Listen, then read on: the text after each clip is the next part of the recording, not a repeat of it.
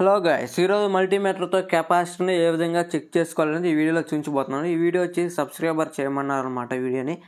Okay, ఈ video లాస్ట్లో అయితే నేను ఈ బైక్ గురించి చెప్పబోతున్నాను. ఈ బైక్ నేను చేస్తున్నాను. ఓకే, నా దగ్గర ఉన్న కెపాసిటీలు అయితే తీసుకున్నాను. అలాగే యాంప్లిఫైర్ బోర్డ్ ఒకటి, మల్టీమీటర్ ఒకటి. మల్టీమీటర్ ఎలా రేంజ్ సెలెక్ట్ చేసుకున్నాను అంటే కెపాసిటర్ నానో ఫారడ్ బట్టించి రేంజ్ సెలెక్ట్ చేసుకోవాలి. అలా వచ్చేసి నేను ఒక పట్టిక చూపిస్తాను, చూడొచ్చు.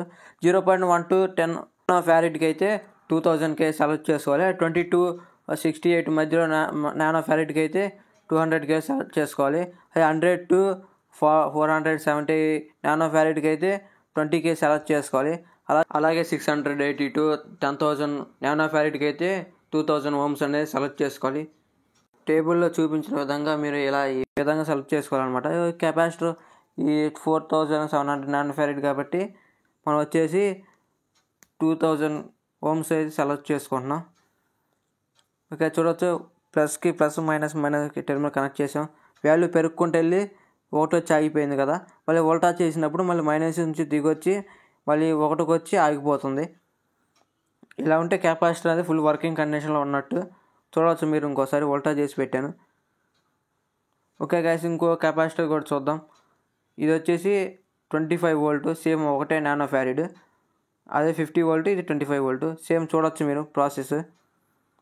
పైనుంచి ఈ వీడియో కొత్తగా చూస్తున్నట్లయితే సబ్స్క్రైబ్ చేసుకోండి ప్లీజ్, ఎందుకంటే మనం చాలా దగ్గరలో ఉన్నాం 1000కి. ఓకే గైస్, ఇది వచ్చేసి 470 నానో ఫారడ్ అనమాట. దీనికి వచ్చేసి 20K సెలెక్ట్ చేసుకున్నాను. దీనికి ప్లస్కి plus, minus volt terminal connect చేసుకోవాలి. చూడవచ్చు మీరు, వాల్యూ పెరుక్కుండేలో ఒకటికి వచ్చి ఆగిపోయింది. మళ్ళీ వోల్టేజ్ చేసినప్పుడు మైనస్ దిగి వచ్చి మళ్ళీ ఒకటికి వెళ్ళి ఆగిపోయింది. చూడవచ్చు. ఇది వచ్చేసి పిఎఫ్ కెపాసిటర్ అనమాట. ఇది 2000Kలో రేంజ్ సెలెక్ట్ చేశాను.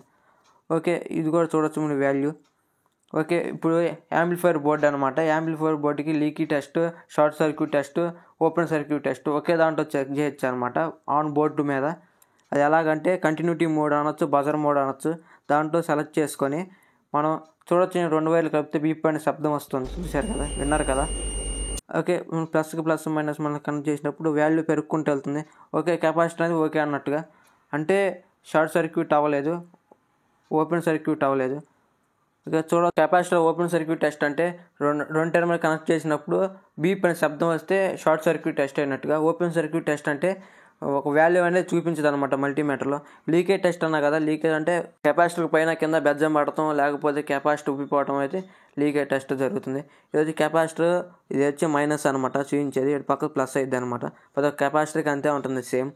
ఓకే, ఇది వచ్చి డీసీ కెపాసిటర్లో మన 1000 దగ్గర ఉన్న ప్లీజ్ సబ్స్క్రైబ్ చేయండి guys. ఇది వచ్చేసి ఏసీ కెపాసిటర్, దీన్ని ఫ్యాన్ కెపాసిటర్ అంటారు. ఓకే, ఇది వచ్చేసి పోల్ ప్లస్ మైనస్ ఉంటుంది.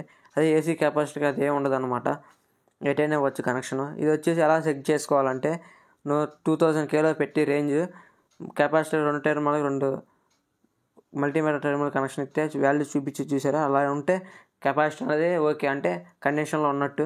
అలా చూపించబోతే వాల్యూ పోయినట్టు అనమాట. ఈ బైక్ నేను చేయబోతున్నాను. ఇది వచ్చేసి వీడియో చేస్తున్నాను అనమాట, ఇంకా అవ్వలేదు.